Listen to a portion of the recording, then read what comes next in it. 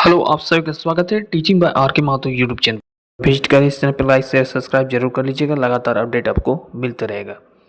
चलिए बात करेंगे रेलवे साइंस। लगातार हम लोग देख रहे हैं टॉपिक वाइज। इसमें हम लोग रेलवे के जितने भी साइंस का पर्सन है, टॉपिक है, उसको कवर करेंगे। फिजिक्स, केमिस्ट्री और बायोलॉजी का, ठीक है, टॉपिक वाइज। उसके बाद हम जो है लास्ट में मैराथन क्लास भी करवाएंगे, ठीक है। तो अभी हम लोग जितने भी एमसीक्यू बन रहा है इंपॉर्टेंट क्वेश्चंस टॉपिक वाइज, उसको कवर कर रहे हैं। ये special RRB, ALP technician, RPF, RRB JE and NTPC exam के लिए हैं, ठीक है। ये वीडियो जो है इलेक्ट्रिसिटी पार्ट 2 है। पार्ट 1 यदि आप लोग नहीं देखे हैं तो ज़रूर आप जाके देख लीजिए। इसी चैनल पर होगा, या आप प्लेलिस्ट में, इसी चैनल में प्लेलिस्ट में जाके आप रेलवे साइंस के नाम से लिखा रहेगा, वहाँ से क्लिक कीजिएगा तो आपको इसके जो पहला पार्ट है वो आपको देखने को मिलेगा, ठीक है। बाकी जितने भी पार्ट है आपको प्लेलिस्ट में रेलवे साइंस में ही मिलेगा, ठीक है। तो चलिए देर न करते हुए शुरुआत करते हैं। क्वेश्चन आ रहा है, आंसर आप लोग कमेंट दीजिएगा, ठीक है, यदि आपको डिटेल्स मालूम है या कुछ भी मालूम है तो। चलिए क्वेश्चन नंबर हम लोग 51 से आज स्टार्ट करेंगे। 1 से लेकर 50 तक पहला पार्ट में आप लोग जरूर देख लीजिएगा जाकर, ठीक है। प्लेलिस्ट में मौजूद है रेलवे साइंस के नाम पर। इलेक्ट्रिसिटी वाला टॉपिक देख लीजिएगा, ठीक है। चलिए 51 है क्वेश्चन कि बिजली के बल्ब में से हवा पूरी तरह से क्यों निकाल दी जाती है। बिजली के बल्ब जब का निर्माण होता है, इलेक्ट्रिसिटी बल्ब का जब भी निर्माण होता है, उसमें पूरी तरह से हवा निकाल दी जाती है, क्यों। ऑप्शन नंबर 1 देखते हैं कि टंगस्टन तंतु के उपचयन को रोकने के लिए, ये सही है। बाकी भी ऑप्शन देखना है, ठीक है। बल्ब के फूट जाने के रोकने के लिए नहीं, बल्ब को फूट जाने के रोकने के लिए नहीं होता है, क्योंकि उसमें जो है ये आपका नहीं हो रहा है सेटिस्फाई, ठीक है। अवशोषण के कारण होगा ही नहीं, ठीक है, इसको हटा दीजिए। उपयुक्त में से तो कोई होगा नहीं। इसका मतलब उपयुक्त में से एक होगा पहला वाला, जैसे टंगस्टन तंतु जो होता है, बल्ब का जो फिलामेंट होता है, टंगस्टन का बना होता है ना, इस प्रकार से फिलामेंट, इस प्रकार से जो आप दिखे होंगे इलेक्ट्रिसिटी वाला बल्ब, ठीक है। ये 10-12 रुपये में आता था इस प्रकार से, ठीक है। हालांकि ठीक से बना नहीं पाए, लेकिन आप फिर से मान लीजिए, ठीक है। ये टंगस्टन धातु का बना होता है, उसको अपचयन को रोकने के लिए इसे पूरी तरह से बल्ब में, बिजली के बल्ब में हवा निकाल दी जाती है, इसलिए ऑप्शन नंबर 1 करेक्ट हो जाएगा। क्लियर है।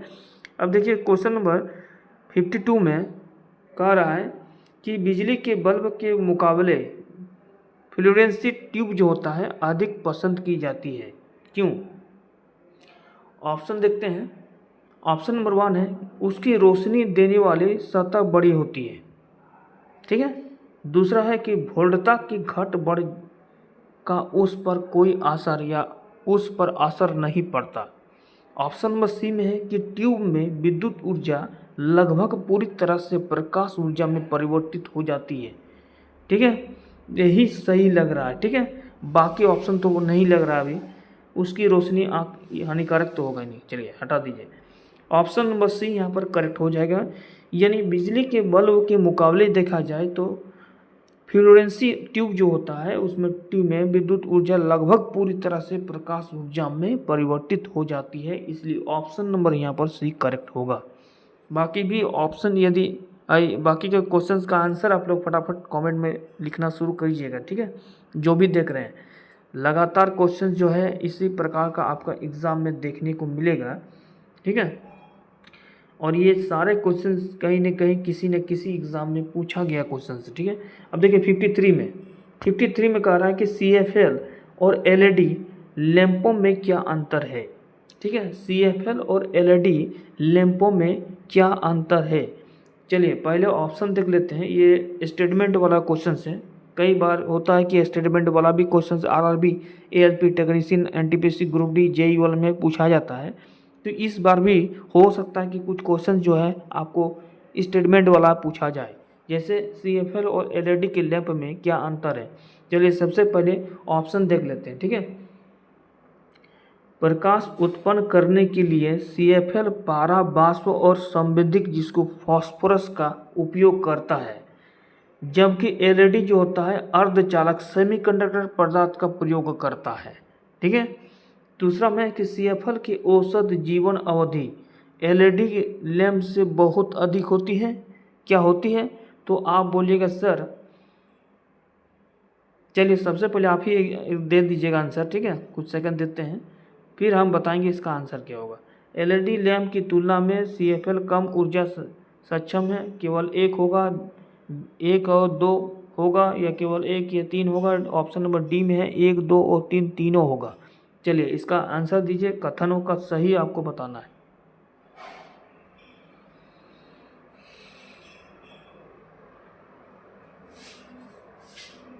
देखिए इसका जो करेक्ट आंसर होगा, हम लोग क्या जानते हैं कि सीएफएल का औसत जीवन अवधि एलईडी लैंपों से बहुत अधिक नहीं होती है, इसलिए आंसर इसको 2 नंबर वाला ऑप्शन हटा ही दीजिए, ठीक है, बेटर होगा।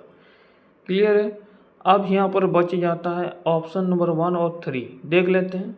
प्रकाश उत्पन्न करने के लिए सीएफएल पराबाष्प, बिल्कुल है पराबाष्प, संवेदित यानी संवेदित मतलब फॉस्फोरस का प्रयोग करता है, बिल्कुल। जबकि एलईडी जो होता है सेमीकंडक्टर सब्सटेंस का प्रयोग करता है, बिल्कुल ये सही है। ऑप्शन नंबर 3 जो है एलईडी लैंप की तुलना में सीएफएल कम ऊर्जा सक्षम करता है। जी हाँ, एलईडी लैंप की तुलना में सीएफएल जो होता है वो कम ऊर्जा को कैपेसिटी उसका कम रहता है, इसलिए आप देखे होंगे कि सीएफएल का ज़्यादा यूज होता है, ठीक है। बाकी एलईडी में आपको सीएफएल की तुलना से ज़्यादा आपको एनर्जी होगा, बट यहाँ पर देखा जाए कि एलईडी की तुलना में सीएफएल कम ऊर्जा कैपेसिटी रखता है, इसलिए ऑप्शन नंबर 3 भी सही है। अब देखिए यहाँ पर केवल 1 तो नहीं होगा, इसमें 2 तो होगा ही नहीं, 2 जहाँ जहाँ है इसको हटा दीजिए। ऑप्शन नंबर सी यहाँ पर करेक्ट हो जाएगा, 1 और 3 यहाँ पर आंसर हो जाएगा। चलिए अगला देखिए, क्वेश्चन नंबर 54 में कि नाइक्रोम के तार हीटिंग एलिमेंट के रूप में प्रयुक्त किए जाते हैं, क्योंकि आप लोग देखे होंगे जिसके घर में हीटर होंगे, वो हीटर का जो तार होता है ना, वो आपका नाइक्रोम का बना होता है, ठीक है। वही क्वेश्चन से रिलेटेड है कि नाइक्रोम के जो तार है वो हीटिंग एलिमेंट के रूप में प्रयुक्त किए जाते हैं, क्योंकि ऑप्शन देख लेते हैं। इसके तार खींचे जा सकते हैं, क्या इसके तार खींचे जा सकते हैं? तो आप बोलेंगे नहीं, इसके तार को आप खींच नहीं सकते हैं, ठीक है। इसकी विशिष्ट प्रतिरोध ऊंच होगा, जी हाँ, विशिष्ट प्रतिरोध ऊंच होना चाहिए, ठीक है, तभी वो जो है वो हीटिंग एलिमेंट इफेक्ट गर्म होगा और बाकी पदार्थ को भी वो क्या करेगा, हीट करेगा। देखिए लाल तत्व जो होता है होने पर यह ऑक्साइड नहीं बनाता है, बिल्कुल लाल तत्व हो जाता है इसलिए वो ऑक्साइड भी नहीं बनाता है, ये भी सही है। इसका मतलब ऑप्शन नंबर यहाँ पर क्या होना चाहिए, ऑप्शन नंबर यहाँ पर डी करेक्ट हो जाना चाहिए। ऑप्शन नंबर यहाँ पर क्या होना चाहिए, डी करेक्ट हो जाना चाहिए। ऑप्शन नंबर यहाँ पर क्या चलेगा, ए, बी और सी दोनों ही जो है कथन स्टेटमेंट जो भी है करेक्ट होगा। अब देखिए अगला क्वेश्चन से कि 55 में कि ट्यूबलाइट जो होता है में बे ऊर्जा का लगभग कितना भाग प्रकाश में परिवर्तित हो जाता है।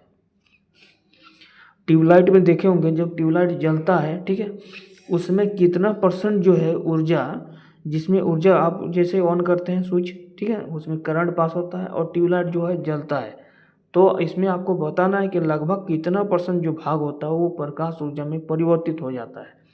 ऑप्शन है 30 से 40%, ऑप्शन बी में है 40 से 50%, 50 से 60% और 60 से 70%। तो 55 का आंसर क्या हो जाएगा, 55 का आंसर क्या हो जाएगा?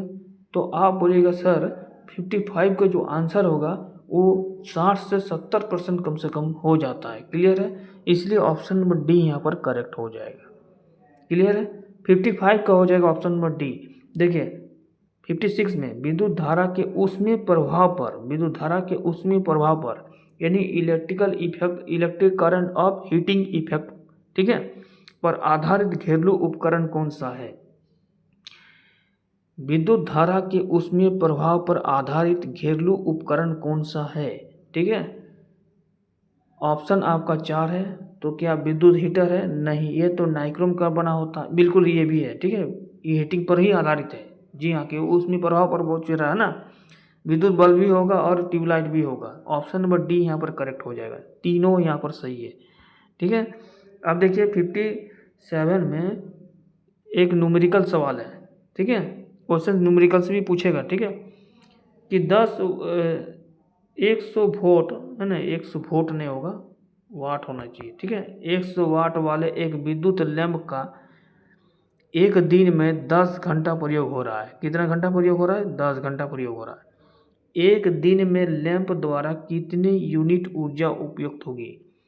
अब सीधा सीधा समझिए कि एक विद्युत लैंप है, ठीक है, 10 वाट का है, 10 घंटा उसको जलाया जाता है, तो बताइए कि एक दिन में कितना यूनिट ऊर्जा उत्पन्न होगा या कितना ऊर्जा बिल उठेगा। ठीक है, ऑप्शन ए में है 1 यूनिट, ऑप्शन बी में है 0.1 यूनिट और 10 यूनिट और 100 यूनिट। कैसे बनाइएगा? तो एक फॉर्मूला है, उस फॉर्मूला पर आधारित आप बना सकते हैं। ठीक है, लिखिएगा PIT डिवाइडेड बाय टोटल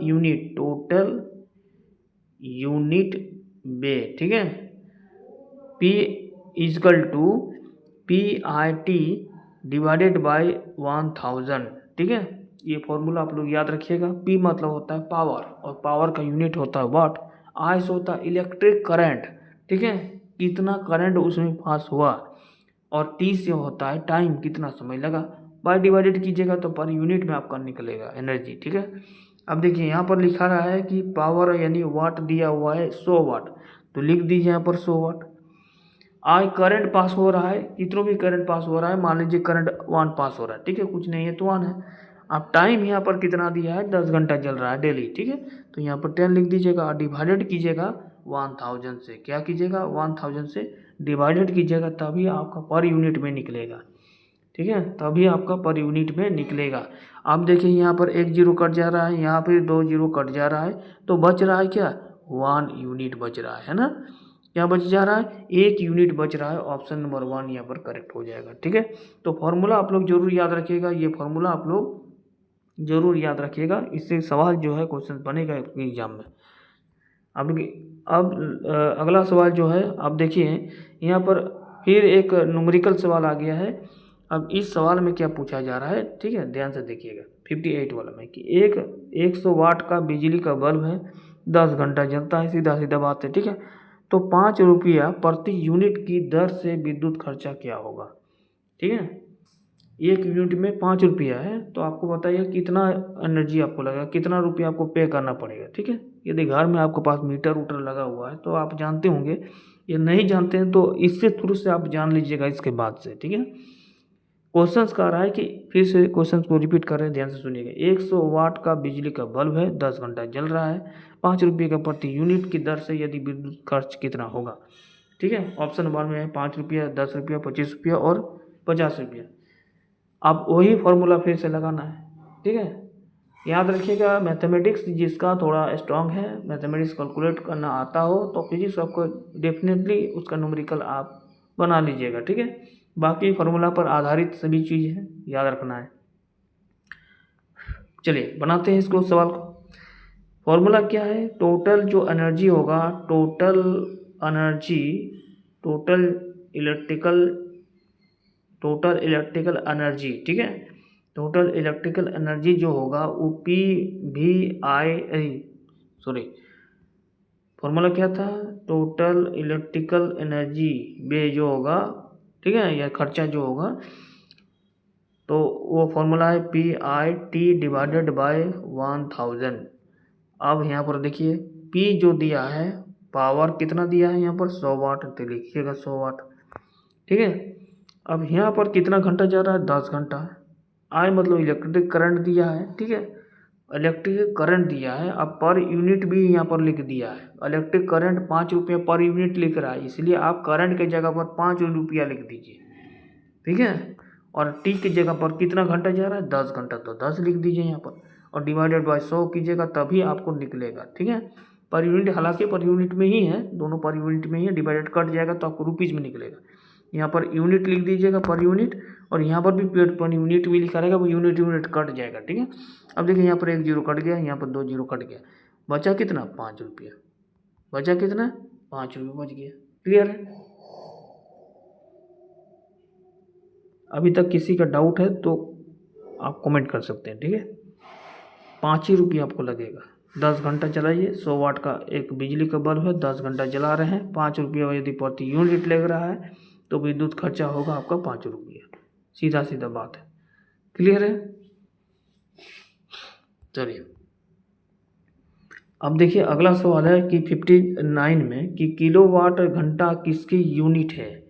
और इससे पहले भी हमने सवाल यूनिट और डायमेंशन से, यूनिट एंड डायमेंशन वाला फॉर्मूला, यूनिट मेजरमेंट या डायमेंशन वाला नहीं देखें वीडियो तो आप जाके देख लीजिएगा, ठीक है। इसी से रिलेटेड क्वेश्चन पूछेगा आपके एग्जाम में, ठीक है, इस टॉपिक से। तो देखिए 59 में है कि किलोवाट घंटा किसकी यूनिट है। हमने क्या कहा था, किलोवाट घंटा, वाट घंटा, मेगावाट घंटा, जहाँ जहाँ एच लग जाए, ठीक है, जहाँ जहाँ एच लगे, ठीक है, वाट घंटा, वाट सेकंड, किलोवाट घंटा, ठीक है। इस प्रकार से जब भी आपको दिखाई दे तो याद रखिए जो उसका यूनिट होगा वो आपका वाट रहे, ठीक है, तो शक्ति हो जाएगा, ठीक है, एनर्जी हो जाएगा वाट सेकंड, किलोवाट सेकंड, ठीक है, किलोवाट घंटा, मेगावाट घंटा, ठीक है, इस प्रकार से होगा। तो जहाँ जहाँ आपका किलोवाट घंटा देखें, ठीक है, तो आप यहाँ पर लगाइएगा किलोवाट घंटा किसका यूनिट है, तो आप बोलिएगा सर विद्युत ऊर्जा का यूनिट होगा। ऑप्शन नंबर सी यहाँ पर करेक्ट हो जाएगा, क्लियर है। अब यहाँ पर विद्युत शक्ति का वाट होता है, किलोवाट होता है, ठीक है, एक होता है एचपी होता है, ठीक है, विद्युत विभव का ऐसा मात्रक होता है वोल्ट होता है, विभवांतर का भी ऐसा मात्रक वोल्ट ही होता है। ये पोटेंशियल डिफरेंस को दर्शाता है, इसलिए इसको विभवांतर बोला जाता है, ठीक है। और इलेक्ट्रिकल एनर्जी का हो जाएगा एक जूल हो जाएगा, इलेक्ट्रिकल एनर्जी का जूल होगा। ऊर्जा का अलग ऐसा मात्रा होता है जैसे किलोवाट सेकंड होता है, किलोवाट सेकंड, किलोवाट घंटा, ठीक है, इस प्रकार से। तो आंसर हो जाएगा ऑप्शन नंबर सी यहाँ पर करेक्ट हो जाएगा। अगला जो है क्वेश्चन नंबर 60 में है कि बिजली के खपत का बिल किसके मापन पर आधारित होता है। बिजली का जो खपत होता है वो किसके मापन पर आधारित होता है, क्या वो वोल्टेज पर होता है या वोल्ट पर होता है या वोल्टेज होता है ओम या एम्पियर पर, ठीक है। रीडिंग जब निकलता है उसमें तो किस आधार पर निकलता है, तो आप बोलिएगा सर वाटेज पर निकलता है, ठीक है, वोल्टेज पर नहीं, ओम पर नहीं, एम्पियर पर नहीं, वाटेज पर। ऑप्शन नंबर 1 ही सिर्फ केवल सही होगा, ठीक है। अगला क्वेश्चन देखिए 61 में कि 100 वाट का बिजली का बल्ब यदि 10 घंटा जलता है तो बिजली का खर्चा क्या होगा। देखिए फिर से न्यूमेरिकल सवाल है और ये बीपीएससी 1996 में क्वेश्चन ये पूछा गया है सवाल, ठीक है। इसमें कह रहा है कि 100 वाट का बिजली का बल्ब है, 10 घंटा जल रहा है, बिजली का खपत कितना होगा। सीधा सीधा फार्मूला है PIT डिवाइडेड बाय 1000, 100 इंटू 1, ठीक है, इंटू 10 आवर डिवाइडेड बाय 1000, इसको कटिएगा, सीधा सीधा आएगा आंसर युवा की एक यूनिट इसका आंसर आएगा, क्लियर है। तो आंसर लगाइएगा 1 यूनिट, ठीक है। चलिए इसके बाद इस प्रकार से सवाल पूछा जाए तो आसानी से आप क्वेश्चन को बना लीजिएगा, ठीक है। अब देखिए यहाँ पर क्वेश्चन पूछ रहा है कि तंडित चालक का आविष्कार किसने किया था। तंडित चालक मतलब समझ रहे हैं, देखिए ऊंची ऊंची भवन में इस प्रकार से दिया जाता है, ठीक है। ये ऊपर में सबसे ऊपरी मकान के सबसे ऊपरी सिरा में ये लगा रहता है और एक तार जो होता है इसे गुजार दिया जाता है जो अर्थ से संपर्क रहता है, ठीक है, जमीन से अटैच रहता है, ताकि जब भी इस प्रकार से बिजली का कड़कड़ आए और इस प्रकार से डायरेक्ट यहीं से आएगा और यहाँ से जाके वो अर्थन थ्रू से नीचे चला जाएगा धरती पर। तो इससे क्या होगा, बिल्डिंग के क्षतिग्रस्त से आप को बचाएगा और बाकी भी क्षतिग्रस्त से बच सकते हैं। तो इसी को बोलते हैं तंडित चालक, ठीक है। तो तंडित चालक का आविष्कार किसने किया था। देखिए ग्राम बेल में क्या किया था, लॉर्ड स्टैंडर्ड भी नहीं होगा, यंग फ्रैंकलिन, आइंस्टाइन तो होगा ही नहीं, ठीक है। आइंस्टाइन ने E=mc² का फॉर्मूला दिया था, ठीक है। तो सबसे पहले आपको जानना है कि तंडित चालक का आविष्कार किसने किया था। तो तंडित चालक का आविष्कार किया था बेंजामिन फ्रैंकलिन ने, ठीक है। ऑप्शन नंबर सी यहाँ पर करेक्ट हो जाएगा, बेंजामिन फ्रैंकलिन ने। ग्राम बेल ने क्या था, टेलीफोन का आविष्कार किया था, टेलीफोन का टेलीफोन का आविष्कार किया था लॉर्ड स्टर्नर ने किया था। ब्लड ग्रुप का खोज किया था लॉर्ड स्टर्नर ने, ब्लड ग्रुप का खोज किया था लॉर्ड स्टर्नर ने। और आइंस्टाइन ने एक फॉर्मूला दिया था, जो एनर्जी होता है वो मास और स्पीड ऑफ लाइट का स्क्वायरिंग होता है, ठीक है, यानी square of speed of light into mass is equal to energy, यानी इक्वल टू mc स्क्वायर का फॉर्मूला इन्होंने दिया था, ठीक है, आइंस्टाइन का। चलिए ऑप्शन नंबर यहाँ पर सी करेक्ट होगा। अब इसी से रिलेटेड क्वेश्चन से 63 में कि तंडित चालक बनाई जाती है। अब तंडित चालक का आविष्कार आपको पता चलेगा कि बेंजामिन फ्रैंकलिन ने किया था, ठीक है। अब ये जो चालक बनाई जाती है वो किससे बनाई जाती है, लोहे से, एल्युमिनियम से, तांबा से या इस्पात से। तो तंडित चालक किससे बनाई जाती है, तंडित चालक किससे बनाई जाती है, तो आप बोलिएगा सर तांबा से बनाई जाती है। ऑप्शन नंबर यहाँ पर कॉपर हो जाएगा, ठीक है, कॉपर यानी तांबा। ऑप्शन नंबर सी यहाँ पर करेक्ट हो जाएगा, ऑप्शन नंबर सी यहाँ पर करेक्ट हो जाएगा। अब अगला 64 वाला देखिए, स्टेटमेंट वाला क्वेश्चन से कह रहा है कि नीचे दिए कथन ए तथा कारण आर दिए हुए हैं, ठीक है, अध्ययन करके सही उत्तर नीचे दिए कोटों को चुनिए आपको, ठीक है। स्टेटमेंट 1 ए में लिखा हुआ है, यानी स्टेटमेंट ए में लिखा है कि तंडित चालक इमारतों को नष्ट होने से बचाते हैं, ठीक है। दूसरा स्टेटमेंट जो है आर है कि ये आवेश को पृथ्वी तक भेज देता है, ये आवेश को पृथ्वी तक भेज देता है। तो दोनों ही सही है। हमने अभी क्या कहा था कि तंडित चालक का आविष्कार बेंजामिन फ्रैंकलिन ने किया था और ये कॉपर का बना होता है और ये इमारतों को नष्ट करने से बचाता है और इसमें एक अर्थ लगा रहता है, ठीक है, एक वायर लगा रहता है, वह जो होता है सीधा कॉन्टैक्ट रखता है ज़मीन पर, ठीक है। तो जितना भी एनर्जी चार्ज होगा वो पृथ्वी तक वह भेज देता है। तो दोनों ही सही है, बाकी ऑप्शन के अकॉर्डिंग देखना है। तो ए तथा आर दोनों ही सही है, बिल्कुल सही है। जहाँ लिखा है ए सही है परंतु आर गलत, इसको हटा दीजिए, ये दोनों ऑप्शन को सबसे पहले हटा दीजिए, ठीक है।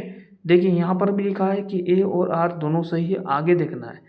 और आर जो है ए का सही कारण है, आर जो है ना ए का सही कारण है, क्योंकि तंडित चालक इमारतों को नष्ट होने से तभी बचा सकता है जब एक वायर आप कांटेक्ट कीजिएगा अर्थ पर, ठीक है, पृथ्वी पर, धरती पर, ठीक है, तभी वो जो है वो टोटल चार्ज जो होगा वो ज़मीन पर चला जाएगा और आप जो है इमारतों को क्षति होने से बचा सकते हैं, ठीक है। तो आर जो है ए का सही है, यही सही है, ठीक है, परंतु आर ए का सही कारण नहीं है, इसको हटा दीजिए, ठीक है। ऑप्शन नंबर ए यहाँ पर सही हो जाएगा, करेक्ट होगा, ठीक है।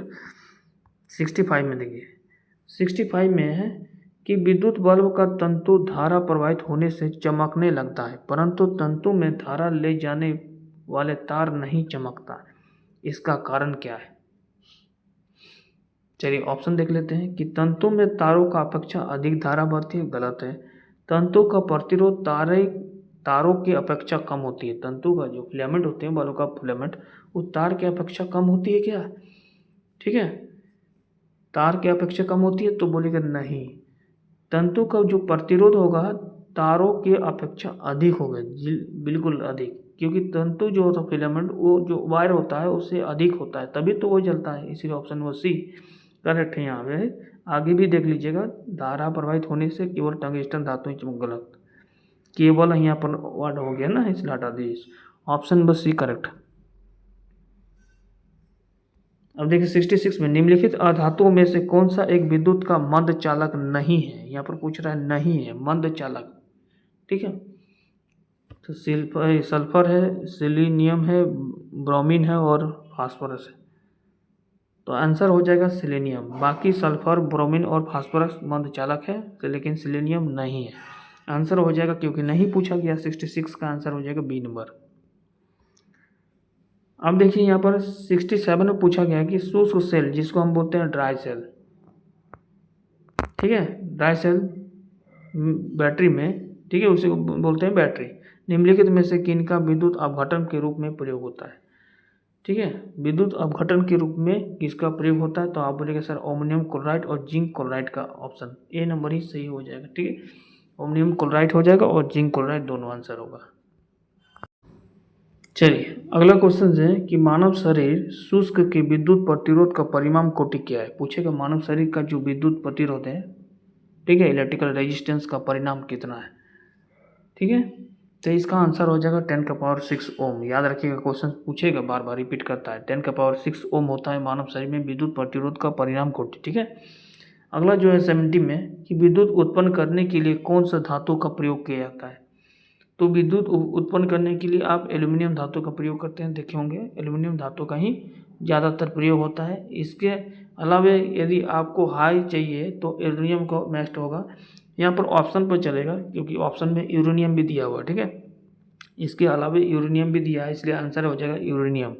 विद्युत उत्पन्न करने के लिए आपका यूरेनियम, बाकी उत्पन्न करने के लिए पूछा गया ना, एल्यूमिनियम से उत्पन्न नहीं होगा, एल्यूमिनियम से पास कर सकते हैं करंट को। ठीक है, करंट को सिर्फ पास कर सकते हैं, उत्पन्न कर सकते हैं यूरेनियम से। ठीक है, आंसर हो जाना चाहिए ऑप्शन नंबर ए। अब देखिए 71 में कह रहा है कि माइका क्या होता है। ठीक है, माइका क्या होता है, तो ये ऊष्मा और विद्युत दोनों का ही कुचालक होता है। ठीक है, चालक नहीं होगा, दोनों क्या होता है, ऊष्मा और विद्युत का, यानी हीट और इलेक्ट्रिसिटी का, दोनों ये उसका कुचालक होता है। आंसर हो जाएगा ऑप्शन नंबर ए। माइका सबसे ज़्यादा कहाँ पाया जाता है, तो आप बोलिए सर झारखंड के कोडरमा में, झारखंड के कोडरमा क्षेत्र में पाया जाता है। कोडरमा क्षेत्र में सबसे ज़्यादा माइका पाया जाता है। ठीक है, उसे माइका जिले के नाम से भी जाना जाता है। ठीक है, याद रखिएगा।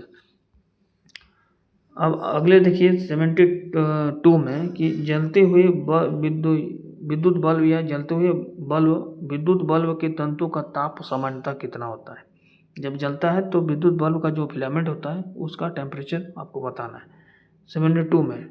तो इसका फिलामेंट जो होता है 3000 से 3500 डिग्री सेल्सियस होता है। ठीक है, ऑप्शन नंबर डी यहाँ पर करेक्ट होगा। 3000 डिग्री से 3500 डिग्री सेल्सियस इसका रहता है। ठीक है, अगला है 73 में कि एम्पियर क्या मापने की प्रयोग किया जाता है। एम्पियर क्या मापता है, विद्युत धारा को, करंट को मापता है। तो यहाँ पर है बिल्कुल सही है।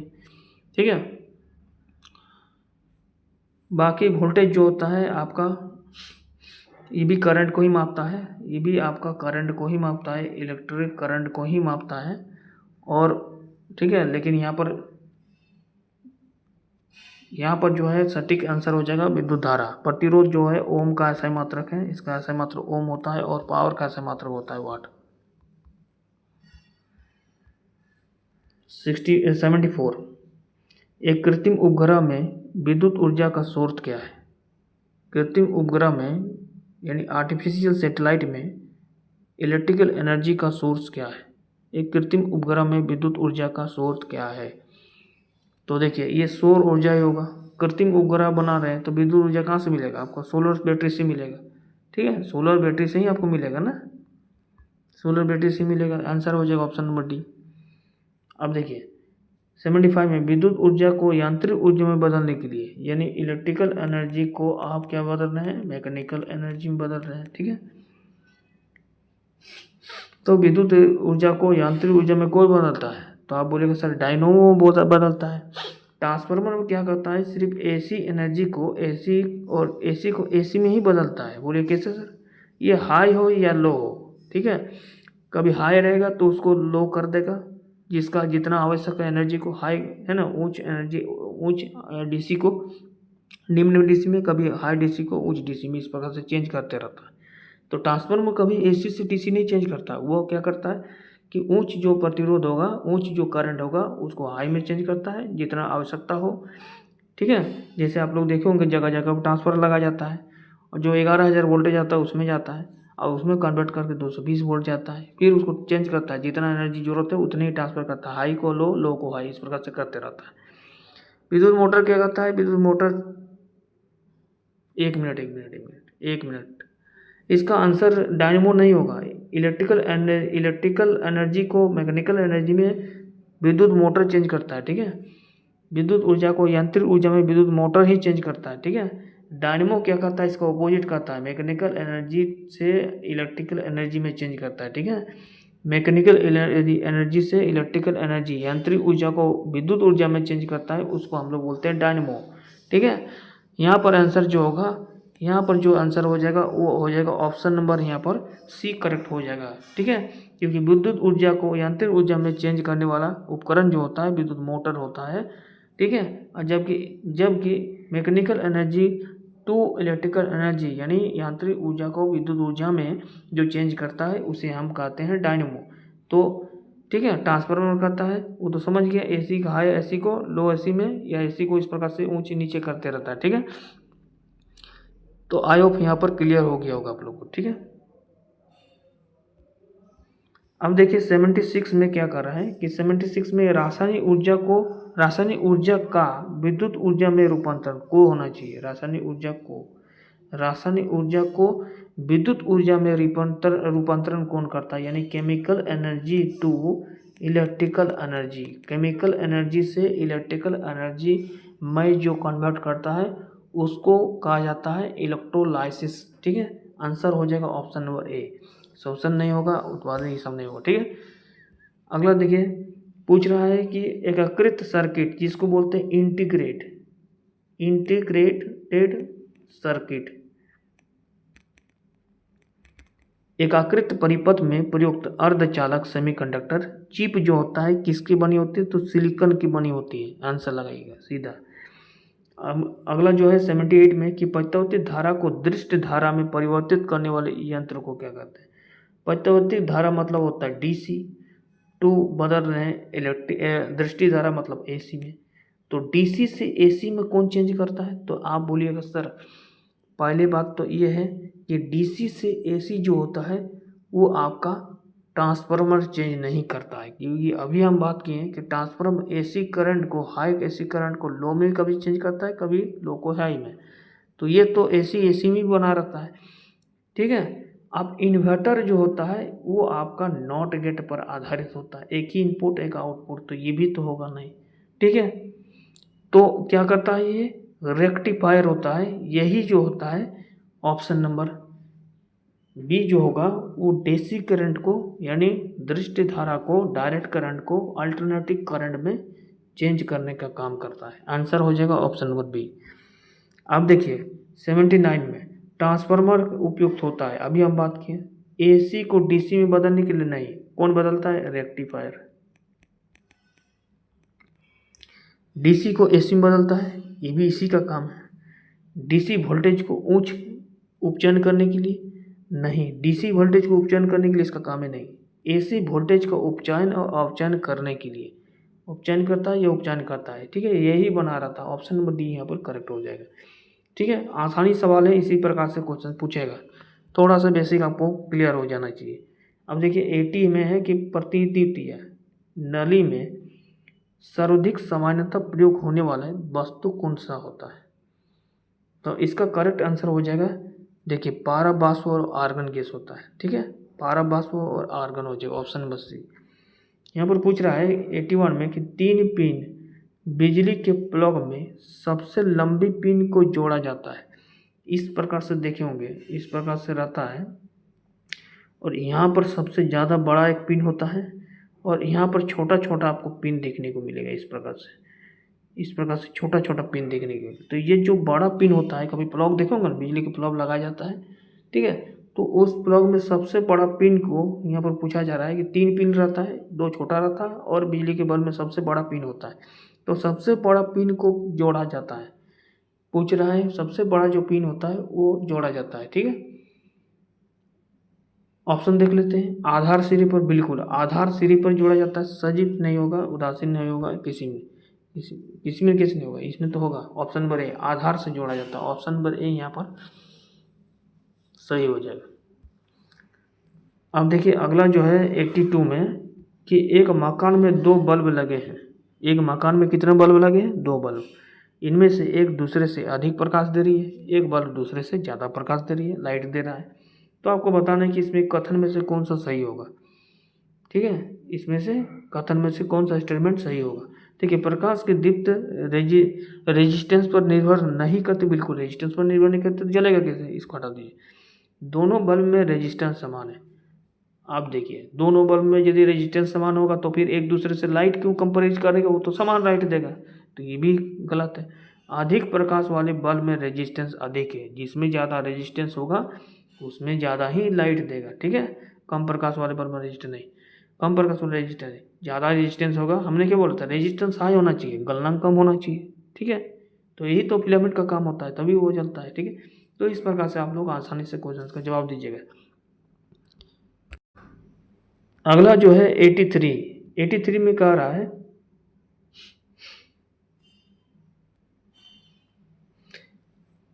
83 में देखिए कि 1 किलोवाट घंटा का मान क्या होता है। 1 किलोवाट घंटा का मान क्या होता है। ऑप्शन 1 में है 3.6 इंटू 10 के बाद 6 जूल, 3.6 इंटू 10 के बाद 3 जूल, 10 जूल और 10 जूल। इसको रटना नहीं है, सीधा सीधा 1 किलोवाट घंटा लिखा हुआ है, 1 किलोवाट घंटा लिखा हुआ है ना।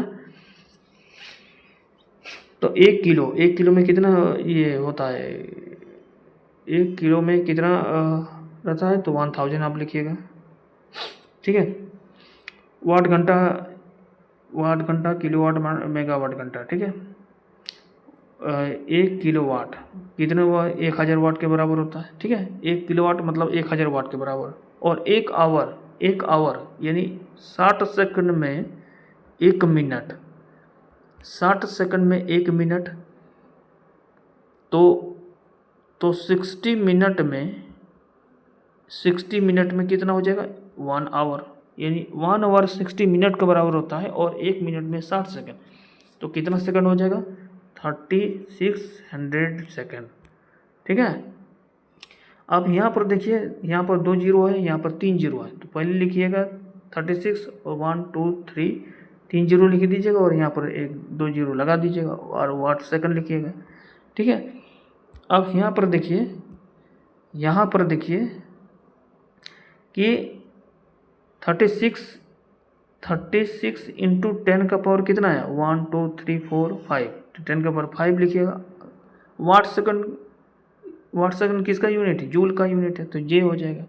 अब ये जो है इसमें पॉइंट यदि लगा देते हैं 3.6 कर देते हैं तो 1 जीरो यहाँ पर 1 पावर बढ़ जाता है, मतलब 1 जीरो बढ़ जाता है 10 के पास 6 जूल, ठीक है। क्योंकि उसको जो फिर हटाइएगा पॉइंट को तो फिर कट जाएगा, तो यही आएगा ना इसी के बराबर। तो 3.6 इंटू 10 के पास 6 जूल के बराबर होगा। ऑप्शन नंबर 1 यहाँ पर सही हो जाएगा, ठीक है।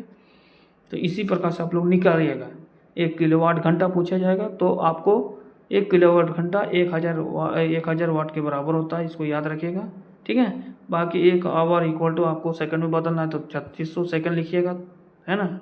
और इसको इंटू कीजिएगा तो इस प्रकार से आपको आ जाएगा आंसर। और वाट सेकंड जो होता है 1 watt second equal to 1 joule के बराबर होता है, ठीक है। ये आपको याद रखना है, 1 वाट सेकंड 1 जूल के बराबर होता है, तभी आपका न्यूमेरिकल बनेगा। न्यूमेरिकल में सारा चीज़ फॉर्मूला आपको याद रखना पड़ेगा। देखिए अगला क्वेश्चन है 84 में कि वैद्युत धारा को दृष्टि धारा में बदलता है। डीसी करंट को कैसे बदल रहा है, एसी करंट में। डायरेक्ट करंट को सीधा अल्टरनेटिव करंट में बदलता है। तो पहले आपको ट्रांसफार्मर जहाँ दिखाई दे तो हटा दीजिए। आप बोलेंगे सर ट्रांसफार्मर को ही क्यों हटा दे रहे हैं, क्योंकि ट्रांसफार्मर का काम है ऊंच को हाई और हाई को लो करना, सिर्फ एसी पर ही वो डिपेंड रहता है, डीसी पर नहीं। हटा दिए उसको। डायनेमो क्या करता है, आप बोले सर ऑप्शन में तो डायनेमो भी है, तो देखिए डायनेमो करता है ये आपका मैकेनिकल एनर्जी से इलेक्ट्रिकल एनर्जी को चेंज करना ही इसका काम है। दोलन जो होता है ऑसिलेटेड, ये डिपेंड करता है कि 1 सेकंड में कितना ऑसिलेट किए हैं। तो इसका फॉर्मूला होता है T equal to time period का, टी इक्वल टू 2π√L/g। ये फॉर्मूला आप लोग पढ़े होंगे, ठीक है, साउंड चैप्टर में, SHM में। सिंपल हार्मोनिक मोशन में ही है ये सब, फ्रीक्वेंसी है, एम्पलीट्यूड है, टाइम पीरियड है, ठीक है, ये सब में। बाकी जो दृष्टिकारी होता है इसी को बोलते हैं इंग्लिश में रेक्टिफायर, ठीक है, रेक्टिफायर। तो रेक्टिफायर को ही काम है कि एसी को डीसी को एसी में चेंज करना। ऑप्शन नंबर डी यहाँ पर करेक्ट होगा। ऑप्शन नंबर डी यहाँ पर करेक्ट हो जाएगा। क्लियर है, एकदम बेसिक से हम बता रहे हैं, ठीक है। देखिए 85 में शुष्क सेल, जिसको हम बोलते हैं ड्राई सेल, ये क्या होता है, बैटरी होता है, ठीक है। शुष्क सेल में जो ऊर्जा संग्रहित रहता है वह क्या होता है। ड्राई सेल में जो बैटरी में ऊर्जा रहता है वो क्या होता है, केमिकल एनर्जी होता है ना। ऑप्शन नंबर विद्युत एनर्जी थोड़े होता है, केमिकल एनर्जी होता है, उसको चेंज करता है फिर, ठीक है। और जो इसको केमिकल एनर्जी को विद्युत ऊर्जा में इस प्रकार से चेंज करते रहता है उसको हम बोलते हैं इलेक्ट्रोलाइसिस, ठीक है। तो इस प्रकार से चेंज होते रहता है, ठीक है। बाकी आप लोग विद्युत ऊर्जा समझ गए हैं। ये विद्युत ऊर्जा क्या होता है, वो इलेक्ट्रिकल एनर्जी को मैकेनिकल एनर्जी में चेंज करता है, और उसमें ऊर्जा का क्या होता है, वो होता है प्रकाश ऊर्जा को उसमें ऊर्जा में चेंज करता है, दैट इज कॉल्ड। देखिए 86 में, यदि किसी परारूपी पदार्थ को विद्युत प्रतिरोध गिरकर शून्य हो जाता है, ठीक है, तो उस पदार्थ को क्या कहा जाता है। देखिए सीधा क्या हो जा रहा है, गिर के शून्य हो जाता है। किसी भी सब्सटेंस का यदि इलेक्ट्रिकल रेजिस्टेंस जो है वो सीधा गिर कर क्या हो जाता है, जीरो हो जाता है। तो वैसे पदार्थ को क्या कहे जाएंगे, वैसे पदार्थ को कहते हैं, उसको अति चालक कहते हैं। ऑप्शन नंबर ए यहाँ पर सही हो जाएगा, ठीक है। इसको क्या कहते हैं, अति चालक कहते हैं। अगला देखिए 87 में, यदि किसी प्रतिरोध तार की लंबाई यदि किसी प्रतिरोध तार को लंबा किया जाए तो उसका प्रतिरोध क्या होगा। देखिए फॉर्मूला क्या होता है, R directly proportional to L होता है, ठीक है, यही तो फॉर्मूला हम लोग जान रहे हैं। और एक फॉर्मूला होता है R directly proportional to L by A. आप स्पेसिफिक रेजिस्टेंस का जब पढ़े होंगे तो उसमें जो रेजिस्टेंस होता है वो इन्वर्सली प्रोपोर्शनल होता है एरिया का, ठीक है, और डायरेक्टली प्रोपोर्शनल क्या होता है, उसकी लंबाई का, रेजिस्टेंस की लंबाई का, ठीक है। तो ये दो फॉर्मूला आपको याद रखना है, ठीक है। अब देखिए यदि किसी प्रतिरोध तार की लंबाई को तार को लंबा किया जाता है, आपको क्या करना है, इस प्रकार से तार है रेजिस्टेंस, उसको लंबा करके इतना कर दिए, इसे खींच के बड़ा कर दी। अब रेजिस्टेंस को कितनों भी बड़ा करें, ठीक है, तो प्रतिरोध क्या होगा, लंबाई को बड़ा कर दे रहे हैं, लंबाई क्योंकि यह डायरेक्टली प्रोपोर्शनल है, लंबाई को बड़ा कर रहे हैं, लंबाई को कितनों दूर को ले जाइए ना, रेजिस्टेंस भी उतनी दूर जा रहा है, क्योंकि ये डायरेक्टली प्रोपोर्शनल है ना। लंबाई बढ़ेगा रेजिस्टेंस भी बढ़ेगा, लंबाई घटा रहे हैं रेजिस्टेंस भी घटा रहे हैं, रेजिस्टेंस बढ़ा रहे हैं लंबाई भी घटा रहे हैं, लंबाई भी घटा रहे हैं, रेजिस्टेंस बढ़ा रहे हैं, ठीक है, रेजिस्टेंस बढ़ा रहे हैं, रेजिस्टेंस बढ़ा रहे हैं, लंबाई भी बढ़ रहा है, ठीक है, रेजिस्टेंस को घटा रहे हैं, रेजिस्टेंस भी लंबाई भी घट रहा है। डायरेक्टली में यही होता है। यहाँ पर क्वेश्चन से ऐसा क्वेश्चन पूछ देता कि यदि किसी प्रतिरोध तार को, ठीक है, एरिया का, तार की एरिया यानी क्षेत्र को बड़ा कर दिया जाए, ठीक है, तो उसके प्रतिरोध पर क्या प्रभाव पड़ेगा। तो बोलिएगा सर तार की यदि एरिया को बड़ा कर दिया जाता है, क्षेत्रफल को बड़ा कर दिया जाता है, तो उसका जो रेजिस्टेंस होगा वो कम हो जाएगा। बोले कैसे सर, इन्वर्सली प्रोपोर्शनल में क्या होता है कि रेजिस्टेंस को यदि आप बढ़ा रहे हैं तो एरिया घट रहा है, एरिया को बढ़ा रहे हैं तो रेजिस्टेंस बढ़ रहा है, एरिया को बढ़ा तो रेजिस्टेंस घट रहा है। ये फॉर्मूला होता है इन्वर्सली प्रोपोर्शनल में। और डायरेक्टली प्रोपोर्शनल में क्या होता है कि जितना ही वैल्यू दिया रहेगा, जितना ही वैल्यू दिया रहेगा, चाहे रेजिस्टेंस दिया रहे और आपका लंबाई पर ही क्वेश्चन पर आधारित क्वेश्चन पूछा जाए, तो दोनों, यदि रेजिस्टेंस बढ़ रहा है तो लंबाई भी बढ़ रहा है, रेजिस्टेंस घट रहा है लंबाई भी घट रहा है, ठीक है, क्योंकि ये डायरेक्टली प्रोपोर्शनल होता है। क्लियर है। आई थिंक इस प्रकार से क्वेश्चन जब भी एग्जाम में देखें सीधा आंसर लगा देना है, ठीक है।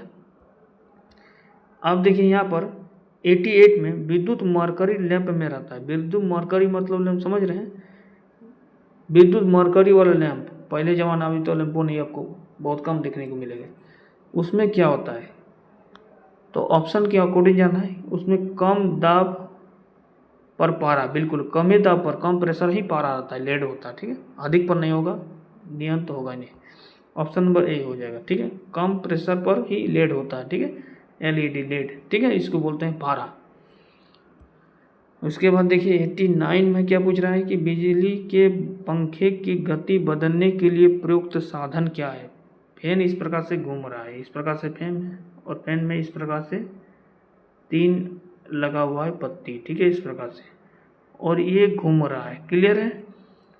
अब इस पत्ती में इस प्रकार से आपका फैन है, और इस फैन में आपको क्या करना है कि बिजली के पंखे की गति बदलने के लिए प्रयुक्त साधन कौन सा है, ठीक है।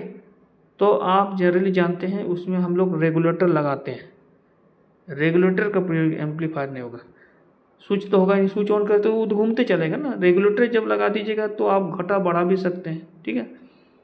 इस प्रकार से रेगुलेटर का एक लगा रहता है, देखिएगा यहाँ पर छोटा सा रहता है ये घुमावदार, ठीक है, तो इसको आप लोग घटा बढ़ा सकते हैं, ठीक है। इसको आप घटा बढ़ा सकते हैं, वो है रेगुलेटर। रेगुलेटर थ्रू से ही जो होता है वो फैन में आपको कम ज़्यादा कर सकते हैं उसको स्पीड को, ठीक है।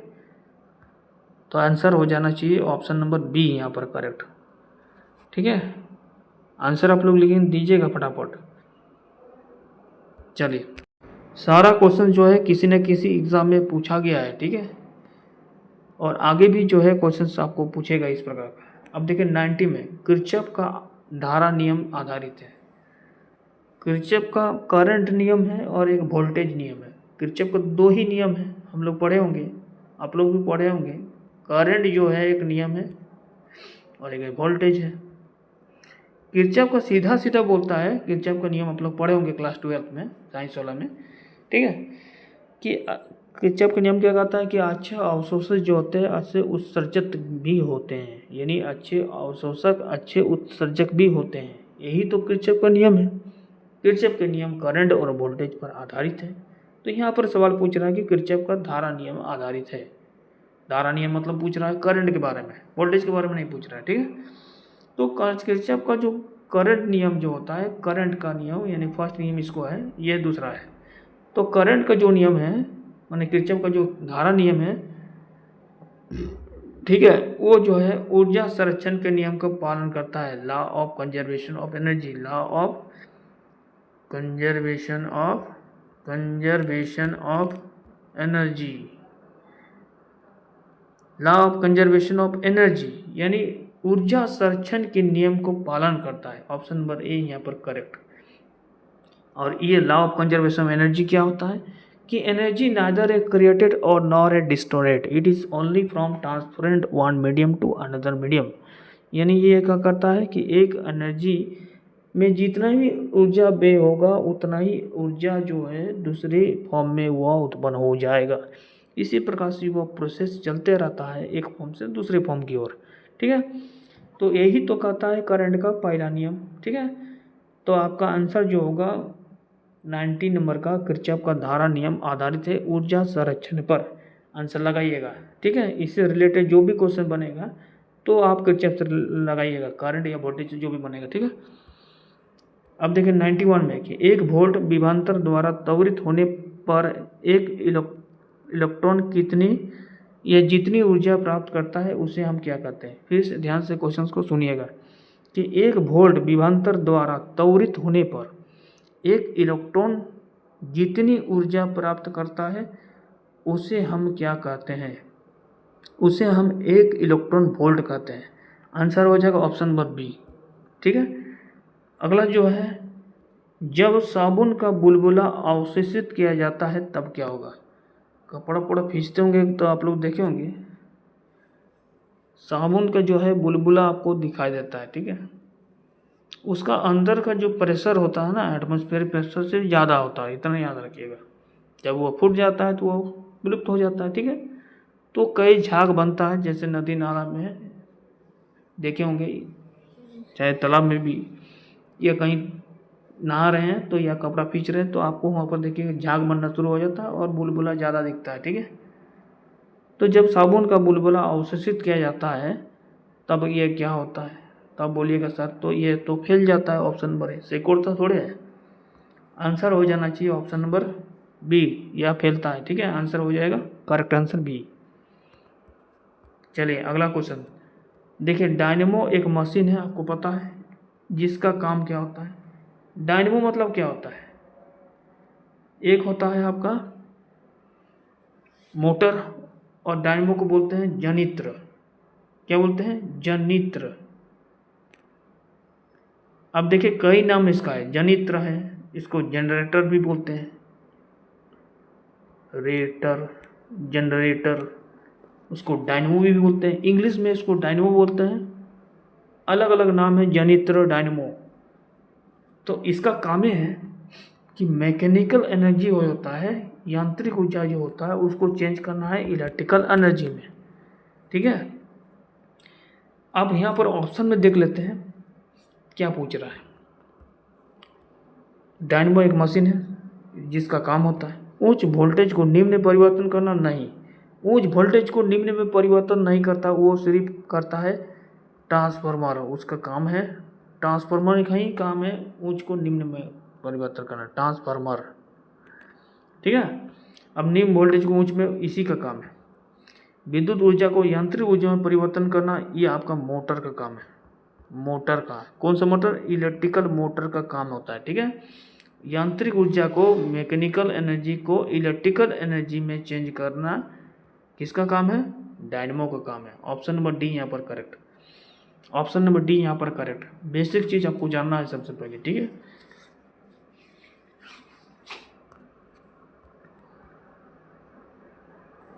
अब देखिए 94 में स्थिर विद्युत अवक्षेपित्र का प्रयोग किसके नियंत्रण करने के लिए किया जाता है?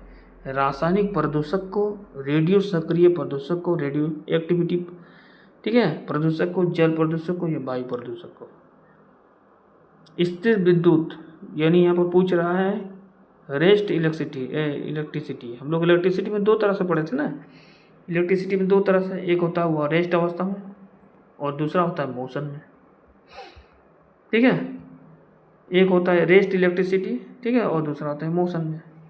तो यहाँ पर पूछ रहा है कि रेस्ट विद्युत अवक्षेपण का प्रयोग किसके नियंत्रण करने के लिए किया जाता है? इनके नियंत्रण करने के लिए किया जाता है, तो इसका हो जाएगा वायु प्रदूषक को। ऑप्शन नंबर डी यहाँ पर करेक्ट होगा, ऑप्शन नंबर डी। अब देखिए क्वेश्चन से 95 में कि ट्रांसफार्मर किससे काम करता है? किससे काम करता है? तो ट्रांसफार्मर हमने क्या बताया था कि एसी रहेगा ना, उसको एसी में ही चेंज करेगा, लेकिन ऊर्जा जो रहेगा उसको हाई रहेगा या लो रहेगा, उसको चेंज करते रहेगा, हाई लो या हाई में, इस प्रकार से चेंज करते रहेगा, प्रोसेस चलते रहता है। ठीक है, जितना एनर्जी है उसको, तो केवल प्रतिरोधी धारा में, बिल्कुल ये एसी पर ही डिपेंड है, डीसी पर नहीं। डीसी धारा में तो होगा ही नहीं, एसी को डीसी में कौन चेंज करता है? तो बोलिएगा सर रेक्टिफायर। किसी भी सिग्नल में कैसे होगा? ये तो आपको डिजिटल सिग्नल में जब पढ़े होंगे तो इसमें होगा। ऑप्शन नंबर डी यहाँ पर करेक्ट होगा।